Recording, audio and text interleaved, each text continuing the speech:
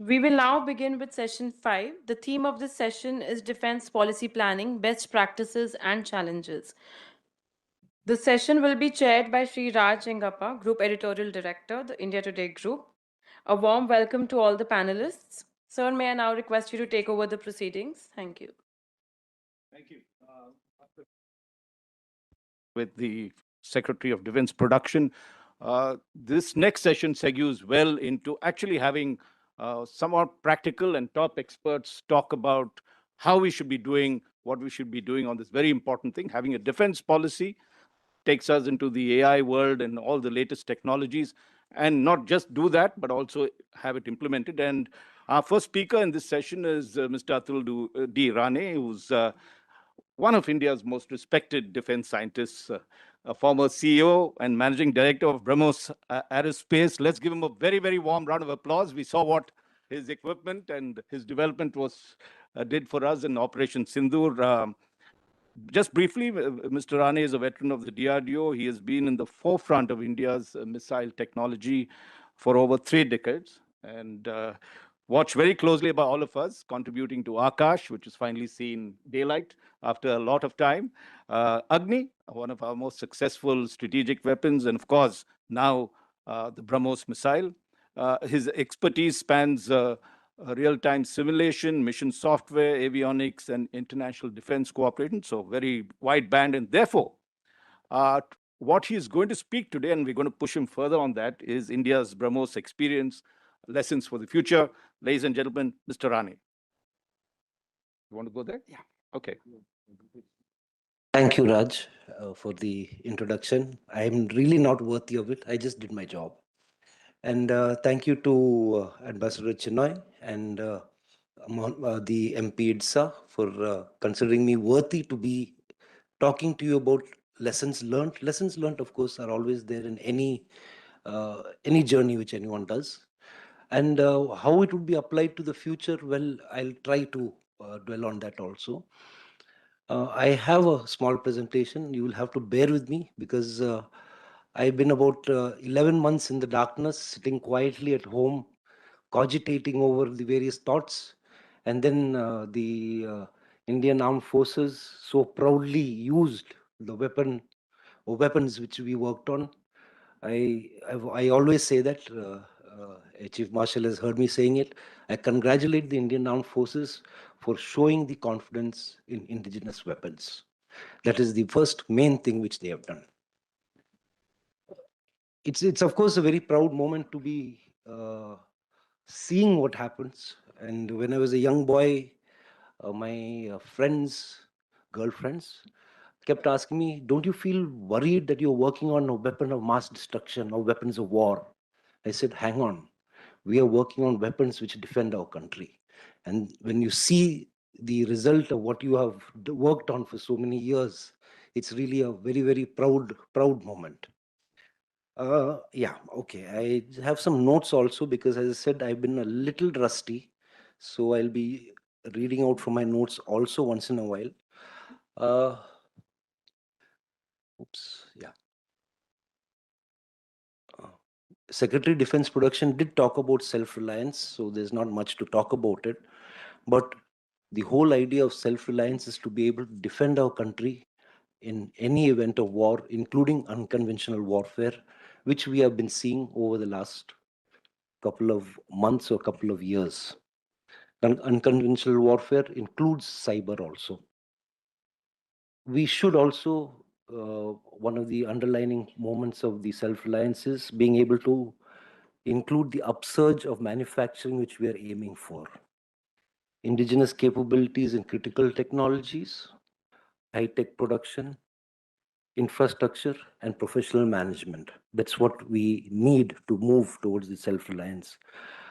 To what extent, as I'm going through the history of BrahMos, because that's how I'm going to take you into what are the lessons learned and how they can be applied for the current time. But before that, these are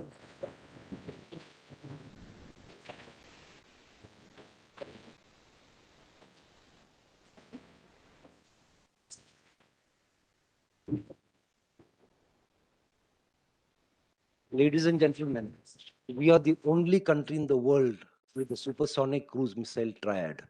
And the Indian Armed Forces have shown that they have the courage and satisfaction of using this weapon. The roadmap and the history milestones are fairly well known. I will not be dwelling on each and every milestone which you see here, but the whole idea is that it is through this journey from the beginning till today, there's so many various aspects of self-reliance which we have learned, plus, of course, a few other things on how a joint venture works and why a joint venture. Uh, Yes, we had a few things before 1998, before BrahMos Aerospace was formed. The Integrated Guided Missile Development Program was on. The Gulf War took place. And no better thing to understand that the Gulf War actually, and any war or any combat actually teaches you a lot of things. That is when we actually fully understood that the IGM DP5 projects are not enough. There is a chink in our armor in the future. We are missing out on an air-to-air missile, and we are missing out on that very, very critical component, the cruise missile, which the Americans use even today to further their foreign relationships with all countries. And why not we too have a cruise missile? There was a lot of soul searching which was done, a lot of partnerships which were looked for. A lot of people looking at us that do you want to mimic the tomahawks, because the tomahawks were used to deadly destruction, or do you want to go for something new? We did have doyens as our bosses and visionaries. They were in contact with, and because we were all working with the Russians were, the Soviet Union was collapsing, and they did have a lot of technology which did move across the world, except this one small piece, the liquid fuel ramjet, which they offered to India, saying, "We have a design around this ramjet, but we need to, uh, make it finer. We need to make it into a world beater. And would you be interested in this?" I was part of the first team which went to see this Ram rocket, along with my then boss, Dr. Kalam, and Dr. Pillai. And it's been no looking back after that. Uh, what we always did is that we needed to look at a supersonic missile, because that is what will make a change someday. The BrahMos joint venture was created. Having seen all that, an intergovernment agreement was signed in 1998. The company was formed. But this is the crux of the issue. A joint venture, a very unique joint venture was created between Russia and India, in which the shareholders were DRDO and NPO Machinostroyenia from Russia. The share capital, or the capital which was put up, was literally divided 50-50, no matter what. Uh, Slight bit, 50.5 and 49.5, so that it stays as an Indian company.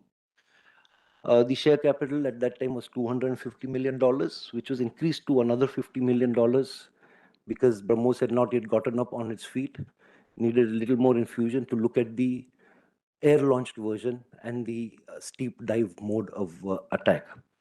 BrahMos was created as a company to create an anti-ship cruise missile, a supersonic anti-ship cruise missile.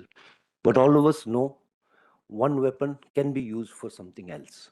And through the journey, we understood that this missile can move from an anti-ship role into the land attack role. The joint venture was responsible for the design, development, production, and marketing of this missile. The BrahMos missile, or its equivalent, even if one tries to say that the Russians have it, they do not have it. They have what is the P-800 Onyx, which is a very, very watered down, that preliminary design which they had offered to us way back in 1993, and which later on became BrahMos in 2001. They have that, but that does not work the way BrahMos does. Otherwise, the current special operations they were in, or they are in, would have gotten over at the same speed at which Op Sintur got over. there was an innovation in not just the creation of the joint venture, but in the monitoring of the whole joint venture in the company.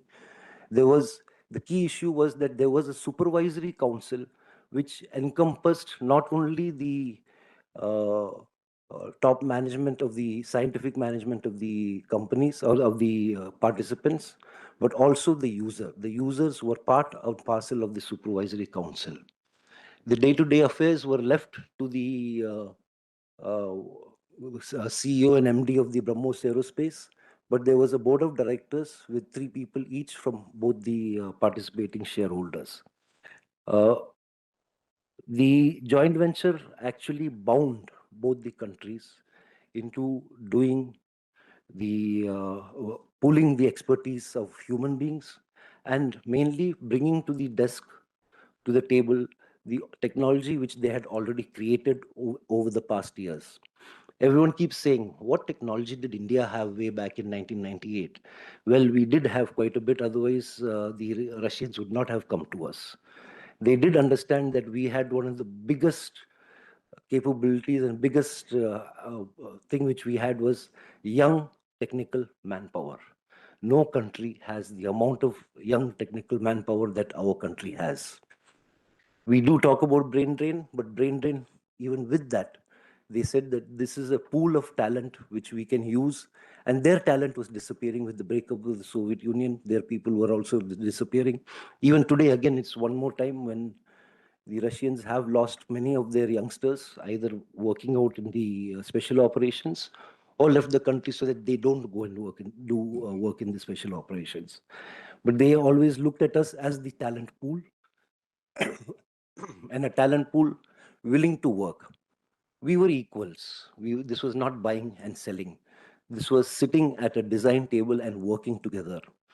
The whole program was based on trust and saying that we will work with each other and create this weapon. It started off with, will it work? Will it not work? And it took about 2 years to really conceive it. And when we did our first flight trial in 2001, it was a miracle because it was hardware coming in which was there in Russia. We carried our electronics into the place, integrated a missile, and it meant going over many small things, which I'll come to that also. The much has been told about BrahMos, so I will be little brief on the history of BrahMos in terms of timelines and all that. But it was at that time, and I would say at the present time also, the only integrated company in the Indian defense sector which goes from design to manufacturing and marketing. Right now, we are playing catch up. Of course, Secretary Defense Production, and everyone knows that DRDO is transforming itself. But this is an example of DRDO having already agreed to transform, and maybe as a test case. Whether it would work or not was a different thing. There was a time when I pleaded with our then scientific advisor that, sir, this technology we need to immediately get from Russia, and for that they want money. Let us pay up and bring this technology in. The question asked was, how many missiles are you going to make? How many will the users buy? 20, 30? So let's wait. Let's wait. So this whole idea of procrastination, which had set into the system for a few years, BrahMos Aerospace had to get over that sort of procrastination, and those powers were given to BrahMos Aerospace that do what is required, but bring out the product as soon as possible. It was a unique thing, but then the joint venture, through its time, has created a unique brand name of itself. Uh, I want to touch on the joint ventures because collaboration in technology is not just the joining of hands, but it is normally it should be the joining of hands of equally compatible people. And what both the joint venture partners have to bring to the table is a fair and equitable share into the joint venture. It's not that it cannot be a one-sided joint venture.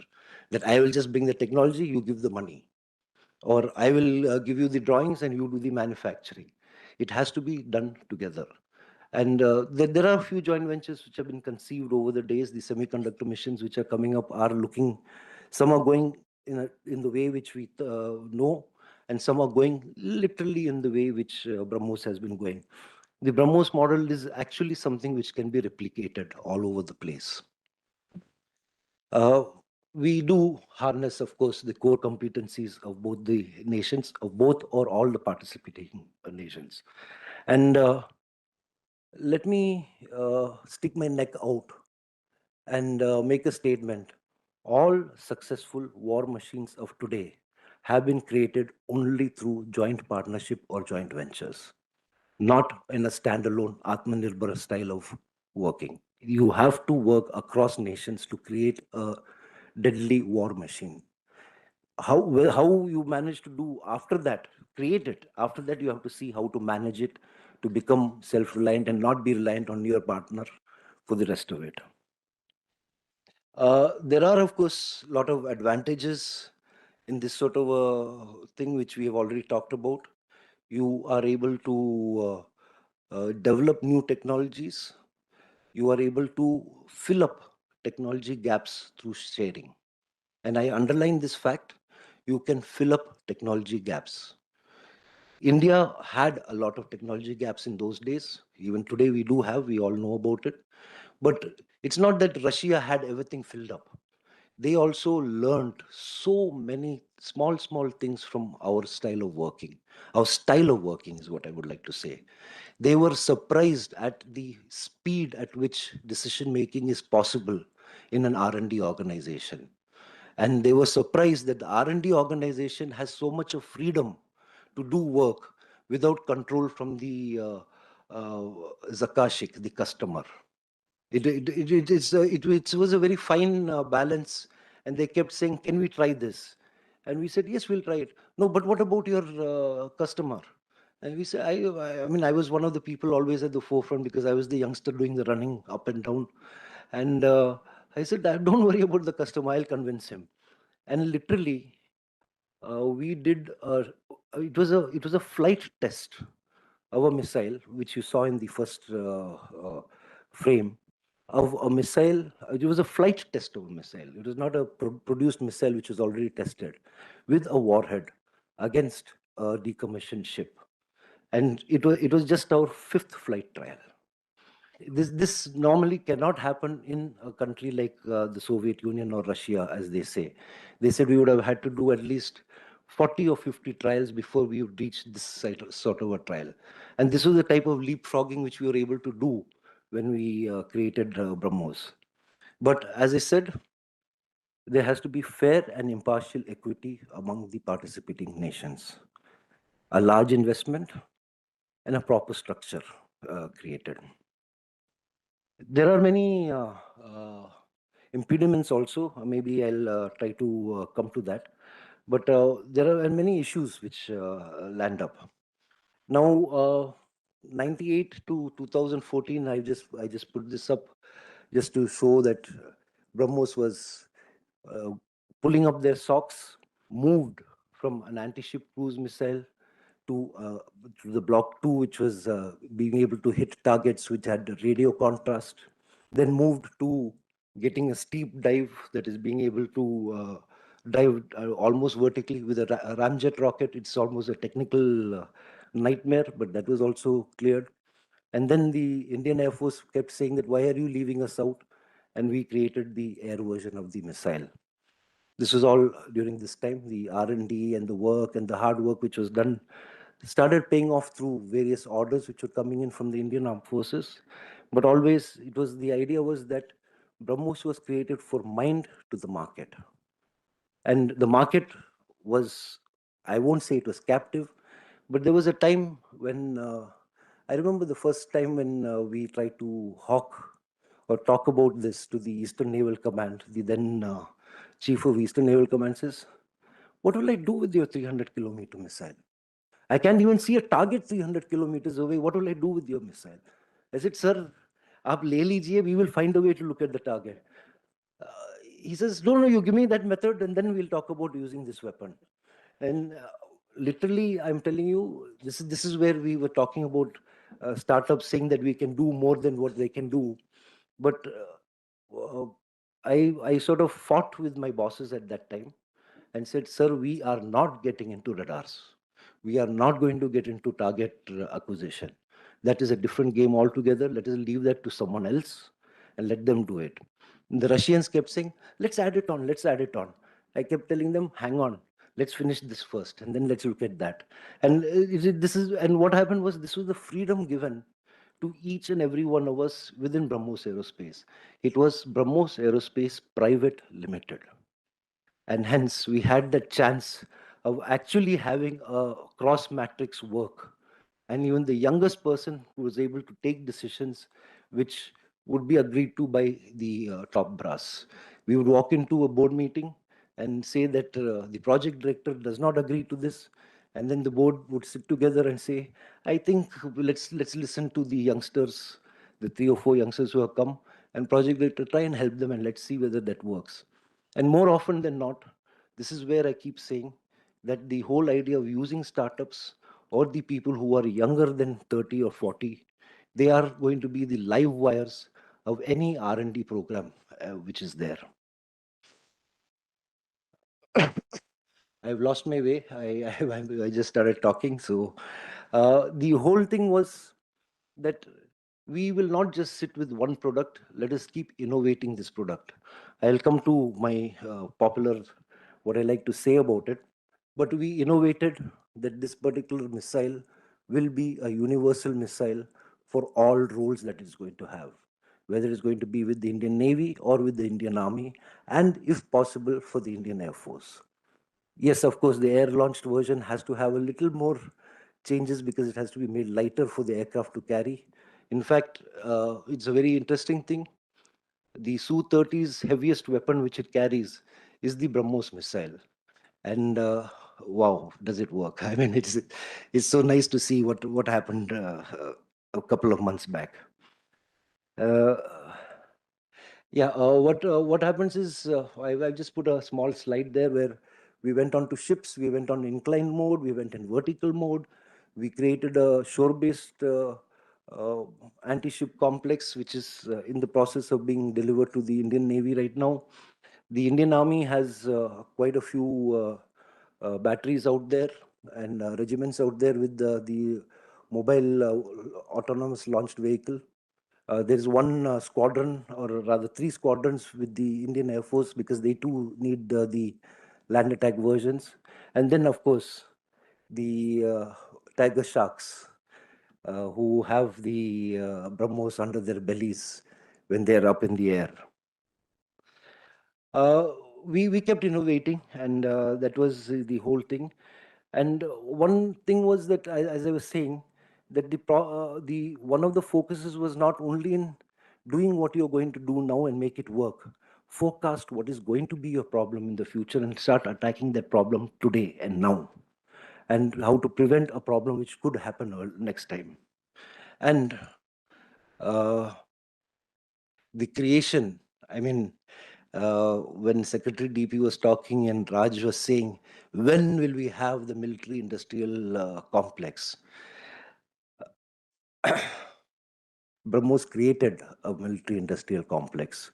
We may have been a little ahead of our times, but I would say that this was the forerunner and the test point of whether the industries can do. Ladies and gentlemen, BrahMos manufactures nothing. BrahMos only integrates a missile. The rest of the parts of the missile are manufactured in the partner industries outside. And among those partner industries, there are only 3 DPSUs. And they do not do any large things. They are doing the smaller amount things which are there, which are not available with the other industries. The large components are done by the private industry partners. The big partners, of course, are there. We have about 4 or 5 large partners, that is well-known industry houses, and rest of them are MSMEs. The 200 forefront supply chain is our MSMEs And then there are about 2,000 other chain below that for the rest of the subsystems and the raw materials. This was a massive job to create. Please understand, when we got BrahMos together, we managed to do our first test launch in 3 years. At that moment of time, we were given a sanction to create our first integration complex in Hyderabad. And within 3 years of creating that integration complex, we were able to deliver our first production missile to the Indian Navy. They were our first customers, and they got the thing. So from creation of the company, of course, with a lot of standing on the shoulders of giants, DRDO and NPO Machinastra India, it was possible to do, but it was possible only because the freedom was given to a private limited company. So be it that the money was given by the governments. So be it that some people forget that this is not a PSU, it is being run as a private limited company, and hence the speed at which they're able to take decisions and get things done. I think I'm coming to the point. Can we empower our private industries with the knowledge to be able to do something? That is the crux. That is the crux of the issue. I must say that it is truly a proud thing to have created the supply chain. And the supply chain travels all the way from deep down south to the north, from east to the west. It's not concentrated in one particular area. And there are people who are supplying us, so much so a diamond merchant in Surat, he supplies us with some items. I mean, it's I can't go into every nitty-gritty of everything, but he supplies us with things because it's not that he's a technology manufacturer. He becomes a trader at that moment of time. We have indigenized. That has been the most important part of BrahMos. You started off in the missile only 3%. Today it is 84%. But there are things which happened. We took up the decision of doing indigenization, which is the job of DRDO, not BrahMos as such. BrahMos would help out with whatever is required. But the idea was that you can't go whole hog indigenous. We have to go in steps. Atul, I just have got a little note saying that we need to I've almost finished. we I've can just just sum about up finished. 3 or 4 points. Yeah. We'll come back to you on a Q&A. Absolutely. And so that was the thing. And I wanted to just stop with the strategies, and I'm leapfrogging to the future, because it's been a win-win situation. That is one thing. A joint venture has to be a win-win for all the partners. It can be nothing else. And let me state that there is one success mantra. Develop a cutting edge product, or look for that cutting edge product, or look for that product which is required. Second, deliver it on time, of course, with reliability and quality. Third, improve that product to something which is better than your competitors. Even if you don't have a competitor, make it even better than what it is. If you follow these three things, any venture, be it indigenous, be it a Atmanirbhar work or a joint venture, will have to succeed. Thank you. Let's give a very warm round of applause for this. I love the facts that he presented. I would have loved to give him the full time that he deserved. He's one of Kalam's cowboys, we'll call them, who went and did things along with the other missiles that were there. And I like the terminology used, which is BrahMos model. And the last 3 points that you said were very, very important. That is, develop cutting-edge technology, deliver on time, and then improve on this. And I think BrahMos is a wonderful example of that. I would like particularly to give him a very, very warm round of applause for, once again, for Operation Sindoor and the kind of success that it brought. And because of paucity of time, I'm going to quickly zip through the intro for the next speaker, another distinguished speaker, Mr. Iida Masafumi, one of Japan's leading voices on Chinese security and defense strategy.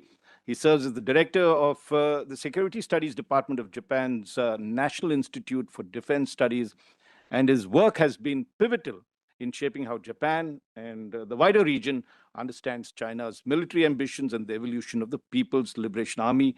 Today, he'll be speaking on strengthening the military through science and technology, and he would use the China example to weave all his thoughts on this matter. Iida, all yours. Thank you. And I'm afraid we'll have to keep a 15-minute timer for you. Yes, if you don't mind. That's okay. That's okay. Ladies and sure. Okay, ladies and gentlemen, good afternoon. I'm Iida Masafumi. So the chair, thank you, chair, for your kind introduction for me. And also, first of all, I would like to express my sincere thanks to the Director General Sujan Chinoy for inviting me this Daily Defense Dialogue, which is the flagship event of the IDSA. And also, I thank the colleagues and the staffs of the IDSA for making this event happen. The IDSA is the counterpart of my institution. So that that made me several times come to here. So now I'm very, very happy to come back to IDSA for joining this conference. So anyway, today, the topic of my presentation is the Chinese discourse on military application of artificial intelligence.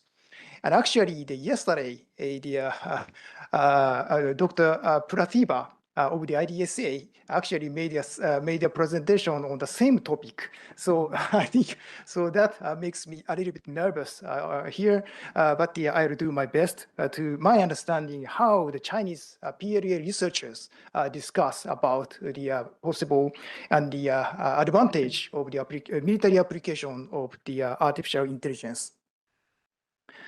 So let me start with the short background. As you know that the Xi Jinping administration has been accelerating their modernization of the PLA. And so, for example, the last week, the PLA commissioned the third aircraft carriers, Fujian. So this is one of the examples. But anyway, the China has been accelerating the modernization of the PLA. And in that process, the China put emphasis on the need to not only pursue the mechanization or intelligentization, but at the same time, they put emphasis on the pursuing the intelligentization. So intelligentization put emphasis on the use of the AI to the future warfares. So, now the China is pursuing to build a world-class military by mid of this century. And this plan places a particular emphasis on the application of the artificial AI to defense affairs. So that's why I try to understand how they are talking about how they perceive the advantage and probably the disadvantage of the military application of the AI through reading the many articles and the papers written by the PLA researchers. That I'm not a scientist. I'm the natural scientist, so I'm not quite sure the technological affairs on the AI issues. So I just put focus on the Chinese discourse on the military application of AI. So in my understanding, they argue that the military application of AI is very helpful for enhancing the sensing and also the cognition of the battlefield information. The AI can assist the commanders in grasping the battlefield more accurately, they said. Why? Because due to the advancement of the technologies of sensor and also the data collection, now we have a very vast volume of the data and the information on the battlefield. So that makes the actually, that makes the fog of war much deepen and thicken for the commanders. Yeah, the human commanders cannot deal with this burst of the data and the information about the battlefield. But the AI can do that. The AI can rapidly filter the burst of data and the informations and to pick up the useful data and informations. And also the AI can effectively integrate the useful, many variety types of useful informations. And also the AI can deeply analyze these very important informations about the battlefield. So this is the one of the advantage of using the AI for sensing the battlefield. And the commanders can dynamically grasp the changes in the situation and gain deeper insights by helping the AIs. So this is the one of the understanding by the PLA researchers on the advantage of military use of AI. And also they argue that the generative AI can enhance the battlefield cognitions. Why? Because the generative AI is very good at creating the maps or graphs based on the many types of data. So that's why the AI can convert the battlefield information into the charts or maps for visualization. So AI can visualize the situation, the battlefield situations into the situational maps, which is much easier for commanders to understand or grasp the real-time situations on the battlefield. So this is one of the advantage for the military use of AI, which the Chinese PLA researchers put emphasis on. The next, the advantage for using the AI in the battlefield is that the AI can enhance the operational planning and also the decision making by the commanders. So one PLA researchers argues that the AI can serve as an intelligent staff officer to the commanders. The AI can generate the multiple plans, war plans in a very short time, based on the analysis of the vast volume of the battlefield informations. But not only these informations, but also the AI can integrate or analyze for example, the historical experience or the very classical military theories and so on. So, the AI can integrating the many useful information to create the war plan for the commanders. The human staff officers need a lot of time to create the 1 or 2 war plans to the commanders, but AI can do it very short time, possibly in seconds.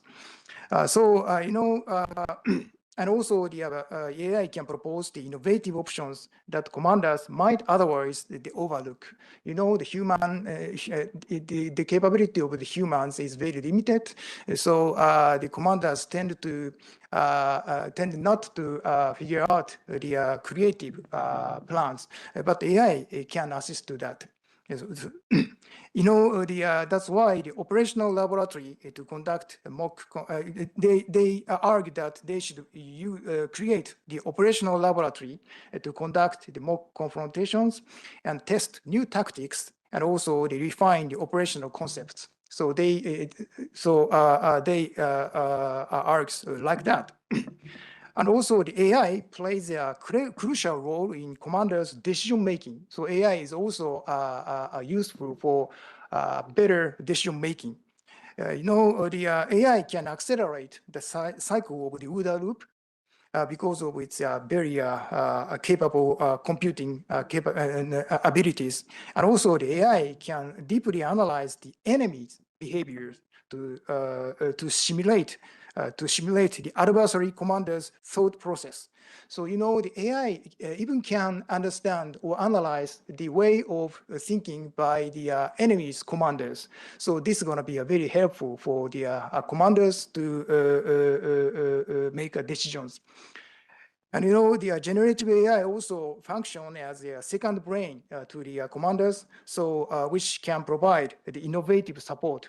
So, so these are the major, the discourse among the PLA officers on the advantage of the military application of AI.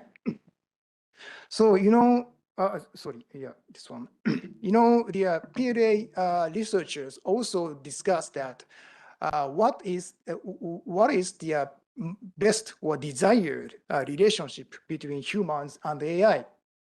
According to them, the human faces physiological limits. For example, the human has to take a rest. Human has to have food. Human,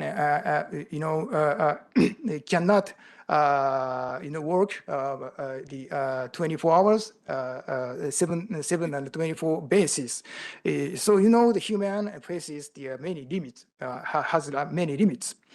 But at the same time, AI also had some disadvantages. For example, the AI lacks value-based judgment and creative thinking.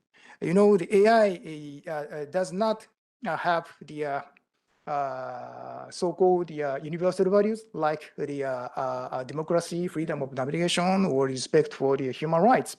So these are the AI's disadvantage. So that's why and some people, some PLA people say that the AI systems exhibit the characteristic of fast thinking.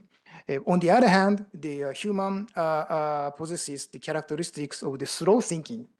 So that's why they tend to argue that they have to balance between the human capabilities and the AI capabilities to get the best practice. So combining the human subjectivity with the AI objectivity is one of the common sense. From my point of view, the common sense among the PLA researchers. Of course, the Chinese PLA researchers put emphasis on the advantage of the military application of AI, but at the same time, they also talk about the challenges to do that. For example, the AI may make erroneous judgments based on the outdated or the inaccurate information.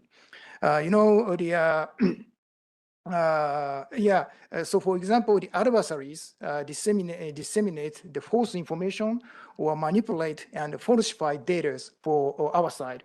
The AI is very weak if it has the very outdated or the poison data. So that makes the that's going to make AI to show the mistaken decision. And the second challenge is the black box nature of the AI. We don't know how the AI thinking about how the AI to figure out the decisions.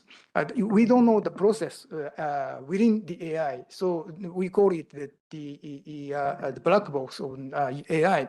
And the Chinese PLA also is concerned about this black box of the AI. Iida, sorry, 3 minutes you've got. Yeah, that's why some PLA researchers argue we should embed the audit modules into autonomous decision systems. The third challenge is the danger of AI making inhuman judgment. As I said before, the AI does not have the values. So, the AI prioritizes the objectives without regard for humanitarian constraints. So that's why human must retain ultimate authority over the battlefield decisions. This is also the very constant, very static, very strong consensus among the PLA researchers from my point of view. So as a conclusion, according to the discussions among the PLA researchers, AI is really central to PLA's vision of the intelligentized warfare. And the human-AI collaboration is seen as key to effectiveness in the battlefield. But at the same time, they also acknowledge the challenges. But I think the mainstream of the PLA views is still to maximize the AI use for the military affairs. So facing with this growing Chinese military application of AI, I think the Indo-Pacific nations, including Japan and India, should closely monitor the Chinese military AI integration, and also we should strengthen our own AI military applications. And thirdly, I think by doing so, we should ensure the regional stability through preparedness and cooperation. Thank you for your attention. Thank you, Iida, for that wonderful presentation. I think we all came out far more educated on AI in the battlefield. I love the analogies that you used and the fact that there were such practical applications, not just in the word that you use, intelligentsia, for taking battlefield decisions, but also the command decision making and how it enhances. And I think you also very rightly pointed out the negatives of it and the inhuman aspect of it, that you can whack someone without even thinking about it as a human being. The machine does it. And this fast versus slow thinking that you talked about, and of course, closing the OODA loop that you said, how quickly that could happen on this.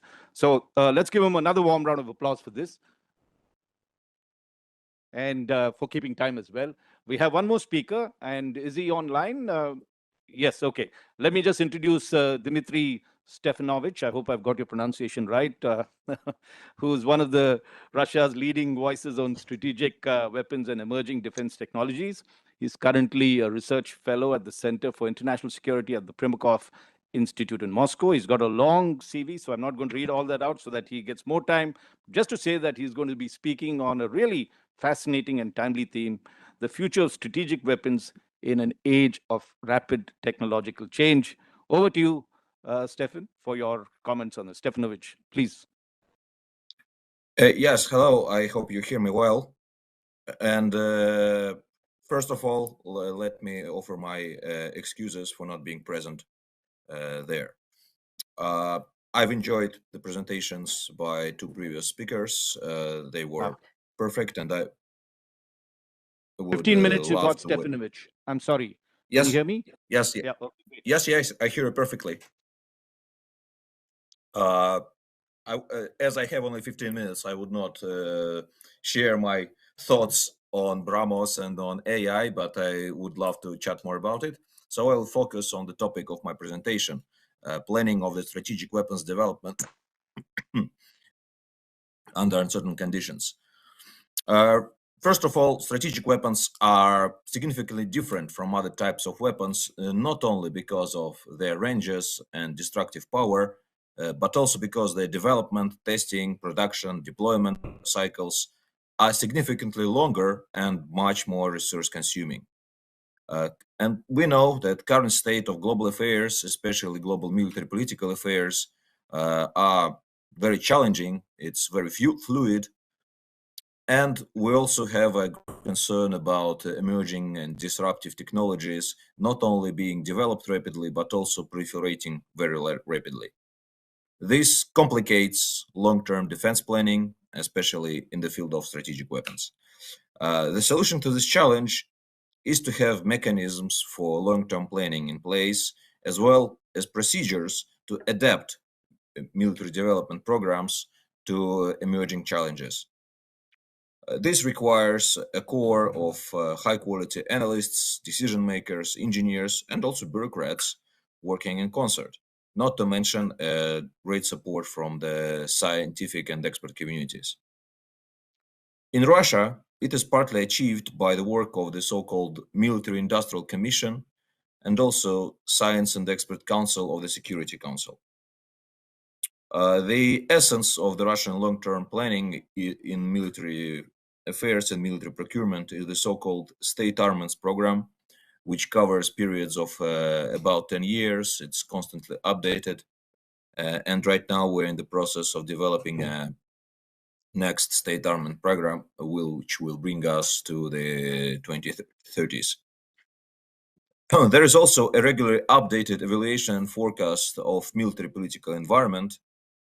And similar forecasting work is being done by the Russian Academy of Sciences in the field of technological and scientific developments. One of the most important examples of such long-term planning with far-reaching consequences is the emphasis on missile defense penetration and evasion capabilities and continuous development of the so-called novel strategic delivery systems in Russia over the last several decades, with the first significant push initiated by the Ronald Reagan's Strategic Defense Initiative. Then the second push happened when George W. Bush withdrew from the ABM Treaty. And the third one is what we see right now, the Donald Trump initiating the Golden Dome project. So this is the main reason why we actually over the last several weeks see a lot of news about Burevestnik and Poseidon, the nuclear-powered unlimited range cruise missile, and also nuclear-powered uncrewed underwater vehicle. But even more importantly, the hypersonic weapons, Avangard and also Kinjal and Zircon. Not to mention the continuous upgrades to more traditional ICBM and SLBM designs involving shortened active part of the trajectory, missile defense penetration aids, and all sorts of other countermeasures that we can discuss separately. The effort, and it is an extremely focused but also astronomically expensive effort, is aimed to ensure that under any possible future scenarios and technological breakthroughs, the capability to deliver nuclear payloads to continental United States is retained, including for so-called deep second strike capability. The goal is to ensure both survivability of such weapons, but also ability to penetrate and/or defeat adversary missile defenses.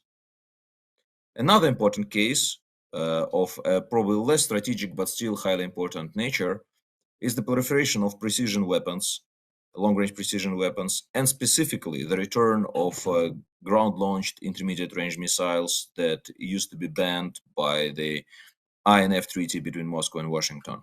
Of course, it was never the case, the banning for other countries, including for India, but from the Russian perspective, this is a huge change directly affecting Russian security. The trends were clear for a while, and the hedging was carried out in two dimensions, in developing a technological basis for relative establishment of a similar capability, but also by investing in defensive measures, especially the theater missile defenses. Now, as of autumn 2025, we see that, unfortunately, all Russian initiatives, including the so-called post-INF moratorium initiative, were not supported by the US. And what is even more important, US allies on our western and eastern borders are investing heavily in intermediate-range cruise and ballistic missiles. But Russia is kind of ready for such change of events, although, of course, we have other military priorities at the moment. Finally, I want to emphasize that no planning process, no procedure is perfect. There is always a lack of data, there are always technological surprises, and theory rarely matches the realities, especially the realities of high-intensity armed conflict. Moreover, there is always a tendency to overestimate the adversary capabilities, especially if we speak about long-term projections affecting strategic stability. One of the ways to achieve greater confidence for such planning is to engage in strategic arms control. However, it is also not in the best shape these days. I want to emphasize that arms control and risk reduction is not something you do as a favor to your adversary or partner or for the good of all mankind. This is actually a good tool to ensure your national security. And the cases of strategic weapons, I hope, provided a number of reasons to actually engage in arms control. What else to say here? I would want once again to draw your attention. Why strategic weapons are highly important here is because they're extremely resource consuming. And I'm not speaking about only like financial resources. They consume a lot of engineers. They consume a lot of things that could be employed to address other goals of national development, including military development. That's why the planning is of paramount importance here. Finally, And here I unfortunately don't have any precise data, but it seems that there is, at least for last decade, there is a continuous push to use the technologies developed for strategic weapons, like for hypersonic weapons, for nuclear powered weapons, to use such technologies for other tasks that might be quite important in terms of civilian projects, in terms of space exploration. I think this link between military and civilian developments, military and civilian long-term developments, is also very important. And this interaction between the public sphere, the private sphere, the military goals, civilian goals, especially in terms of long-term projects, is very, very important. And looks like in India, this challenge is acknowledged and you are looking for solutions. I enjoyed presentations that I've heard so far. Thank you. With this, I'll stop, and I hope we still have some time to exchange questions and answers.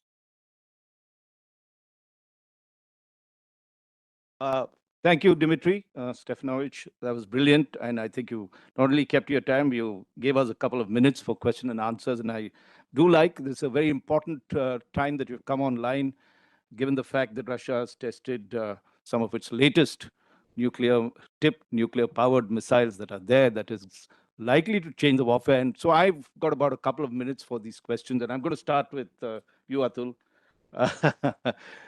One, of course, is looking at Operation Sindoor, right? And the fact that BrahMos did play a pivotal role in a lot of the operations that were there.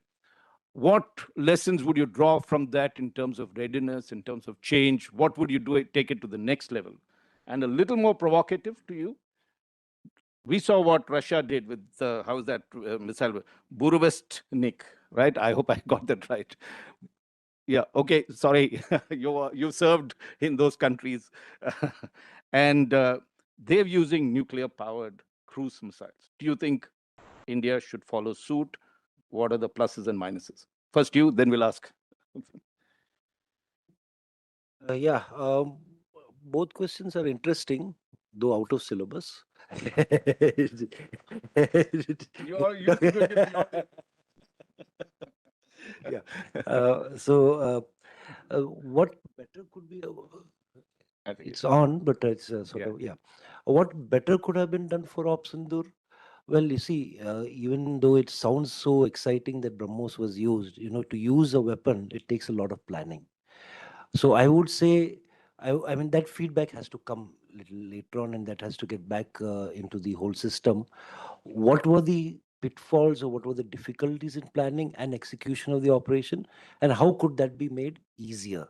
Maybe using the AI tools which are now getting involved also. Mind you, AI is a buzzword like nanotechnology was. It has been used over the years. It is there already in many of our systems, not openly as talked in that way, but it's there. So maybe we'll just need to get the feedback and seeing how it can be. Uh, Before Op Sindoor, it was well known that BrahMos has every nook and corner of that particular nation under our uh, range. So there was nothing more to which one can do for that. But if you're looking at something larger, then we have to look at uh, better capabilities in terms of ranges. Surprise factor, that is something which we will all have to work on very, very carefully. About the Burevestnik or a nuclear powered missile, for that, a lot of work needs to be done. And will we have that sort of a capability? We are still struggling on the capability for our large submarine. So will we reach such a stage to be it on such a smaller carrier? Let's put it as a lot of work needs to be done. But yes, uh, once we work on that, you say I will take it off as a requirement of the armed forces and a strategy or a war gaming. But at the same time, think of the spin-off. I'm just looking at the spin-off, massive spin-off, a small plant. If then we can carry this into the mountainous regions of Leh or those areas, then they would have power 24 hours. So we're looking at uh, a necessity to look at this technology, Whether we use it for warfare, so be it, if it's necessary to move it faster in that direction. But then we should look at it also as a civilian application. What Stefanovich talked of dual use technology that's there. Iida, Masafumi, I'm going to come to you. And since you've analyzed the entire Chinese AI strategy, and brilliantly at that, and where it is headed to, can you do for us where America stands in comparison, where Japan stands in comparison, and where, if you've studied India, where do we stand with the AI technology and capability that China has developed? Are they ahead of the curve, or are we ahead of them? Raj, thank you for your question.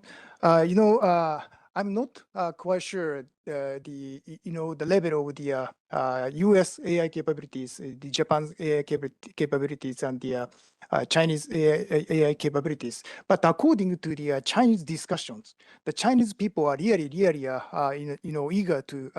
It's a very they learned a lot. The situation in the United States, especially. The China is now trying to follow the AI development situation or level of the United States. They are trying to learn the lessons from the U.S. experiences or the Japanese experiences to apply AI to the military affairs. So I think they are trying to achieve the leapfrog advancement in the AI application to the military affairs by using the experience of the researches or the experience or failures or by the especially the United States. Quick follow-up. What can Japan give India if we had to collaborate with you? Which areas you think on AI and military warfare that we could work with you all? I'm not quite. I don't know much about the technological aspects of the AI in Japan, but it is widely recognized that Japan is very lag behind the level, the U.S. level of the U.S. AI technologies. So I think that Japan cannot offer a lot of much about the AI technologies to the India side, but probably the Japan is very good at the applying the AI technologies to the weapons or the equipments. The adaptations process is one of the advantage for the Japanese side, I think. So that's why I think the Japan and the India can cooperate within the applications of AI, not developing the AI itself, but the application of AI to the military affairs. We can do a lot in cooperation. We look forward to that. And Stefanovich, I have a question for you in the sense, we talked of the nuclear-powered, nuclear-tipped cruise missile as well as the drones that are there. Can you tell us, the timing is the most curious thing of this decision to test at that particular time. We saw the reaction from US President Donald Trump, who said we are returning to testing, and that seemed to be a trigger directly from what the Russians had done on this. There is a lot of controversy among missile scientists as to whether you really require a nuclear-powered missile and the dangers of that. And of course, the fact that there's a technological advantage. So would you take us through 3 or 4 reasons as to how you view this whole business of demonstrating this, and why did Russia do it at this particular time? Yeah, thanks. It's an important question. And again, I can only share my own perspectives on this. About whether it is actually needed, of course, there are doubts. And as I've said, it seems to be like a hedging technology in case we will see some sort of technological breakthrough in terms of missile defenses in the US. Because clearly, yes, if you can attack your adversary from any direction and you can keep your delivery systems in air at all times, it can be seen as a somewhat required capability. But also at the same time, it is clear that it is extremely expensive and there won't be like hundreds or thousands of such missiles. I think it will be like dozens or something like that. And also, as it is definitely a new type of strategic weapon, it will have a lot. It will see a lot of challenges to get it deployed and operational and maintained. And judging from the official comments, it seems that there are already some works underway to think about other sorts of nuclear propelled cruise missiles with greater speeds, like supersonic or even hypersonic. Although personally, I don't see how the same technology can be used for different circumstances, but we'll see how it goes, because clearly the small, extremely small nuclear power plants have a lot of uses.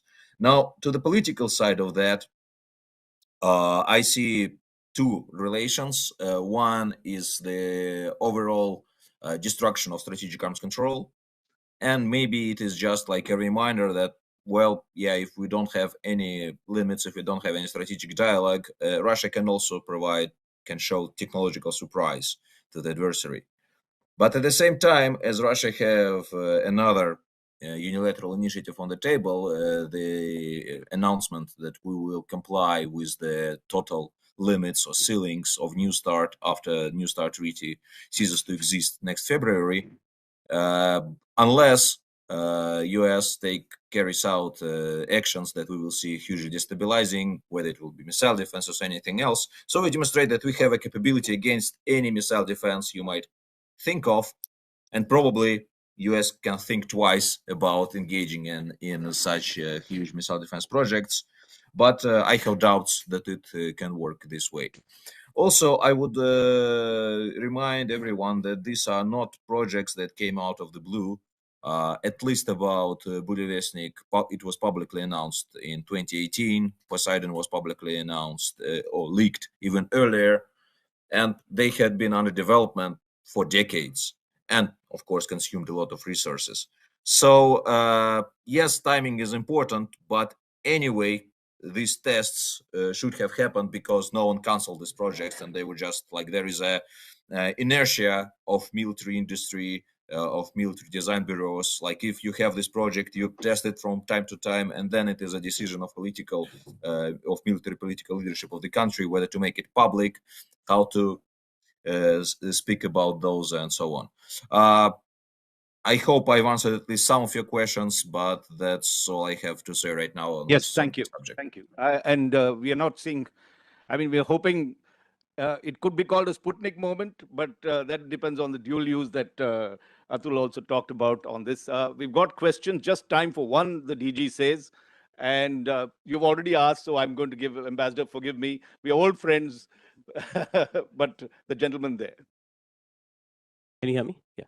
My question is for Mr. Iida. So can you highlight how the PLA commanders, particularly at the operational tactical level of warfare, how are they focusing on this role of AI to basically to enhance their philosophy of mission command? And second is for Mr. Atul. So you have highlighted the BrahMos case as a fine case study, as a classic case of defense planning. I want to understand if you can highlight some of these best practices which can be emulated from the BrahMos model and could be emulated across the the larger defense planning framework. If we try to put it in a form of let's say a systemic planning approach to defense capability building and planning. Thank you.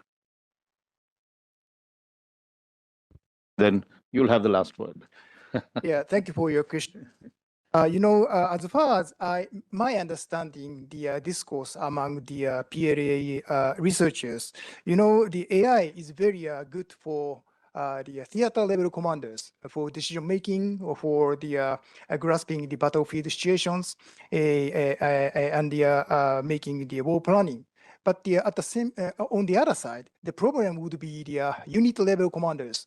Recently the PLA is seeking for so-called mission command type of the commanding systems. But the AI needs the central, very heavy AI centers to calculate, to analyze the data. But it is not easy for the central data centers to provide the AI conclusions toward the unit level commanders. So that's why the PLA put emphasis on the AI application to the military affairs. At the same time, they also put emphasis on to enhance the communications among the commanding post and the unit level commanders. So that's my understanding. Thank you.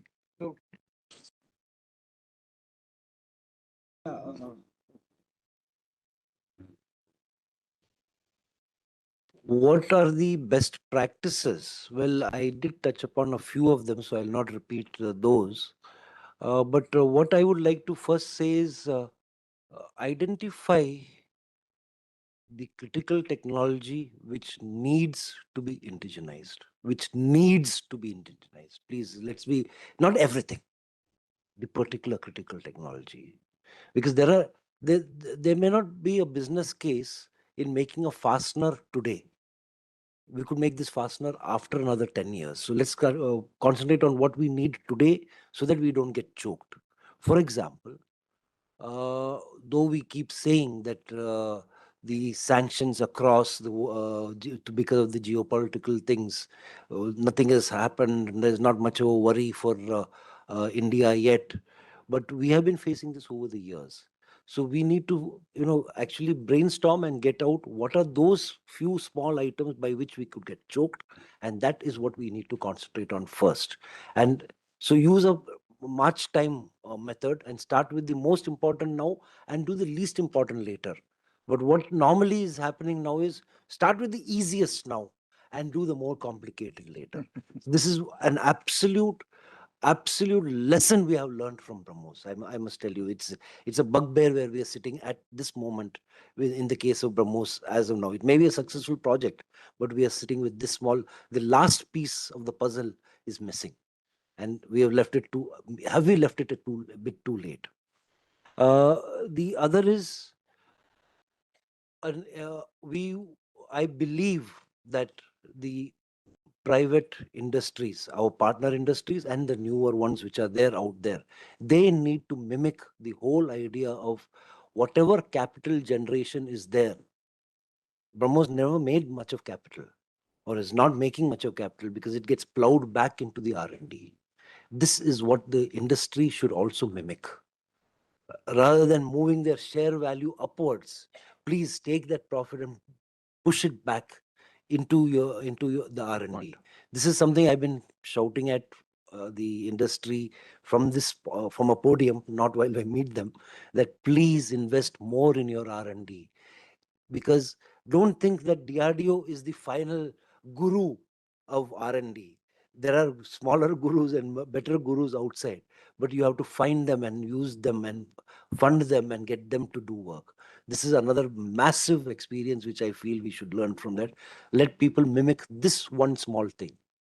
Because after we got that $300 million from the governments, BrahMos has never gone back to the government. Only recently they've gone back saying that if we want to solve this last puzzle, please give some money. Unluckily, I'm not in the seat right now, so I won't be able to tell you where we are right now, but that's the thing. These are two main things. Other things, of course, I had already hit upon while I was talking. But thank you, Atul, Rane, and thank you, Iida, Masafumi, and of course, thank you, Dmitry, Stefanovich, for this brilliant session. I think you'll have spoken with great candor, insight, and I've learned a lot. I don't know about you all.